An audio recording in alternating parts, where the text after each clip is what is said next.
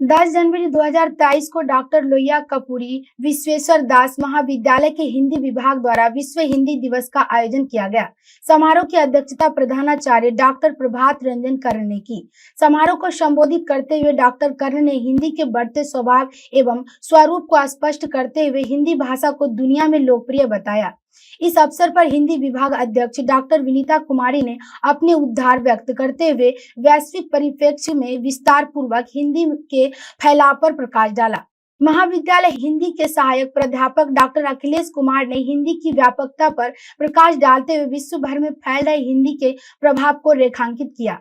हिंदी विभाग के सहायक प्राध्यापक डॉक्टर बलराम कुमार अपने उद्बोधन में हिंदी भाषा और गतिशील करने के लिए इसे अन्य भाषाओं के शब्दों को भी उदार बनकर अपनाने पर बल दिया।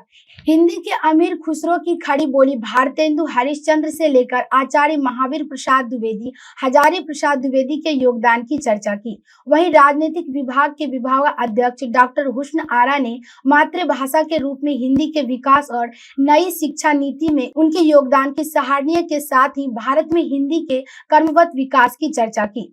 वाणिज्य विभाग के विभागाध्यक्ष डॉक्टर जगदीश प्रसाद वैश्ययंत्री ने वैश्विक परिदृश्य में हिंदी के विकास और महत्व पर विस्तार से प्रकाश डाला।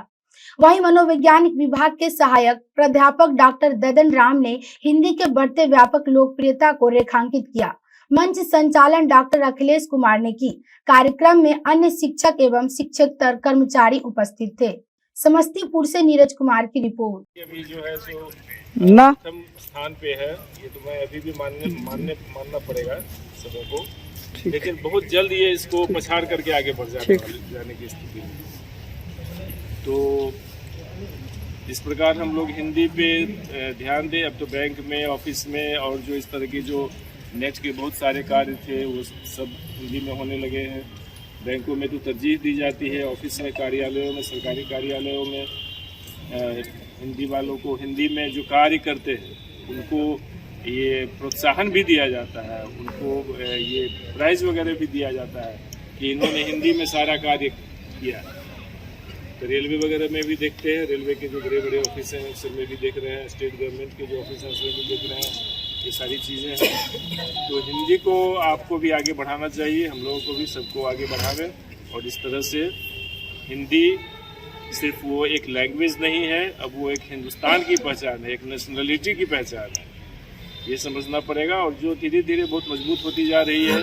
और ये हिंदुस्तान जो है वो, कल का एक रिपोर्ट मैंने देखा कि वर्ल्ड की ये 5th सबसे बड़ी इकोनॉमी बन चुकी है। आज हिंदुस्तान जो सारे देशों को, अपने कंपटीटर्स को पछाड़ करके ये 5वां पोजीशन पे आ गया है। और आगे देखते हैं कि आगे क्या होने वाला है।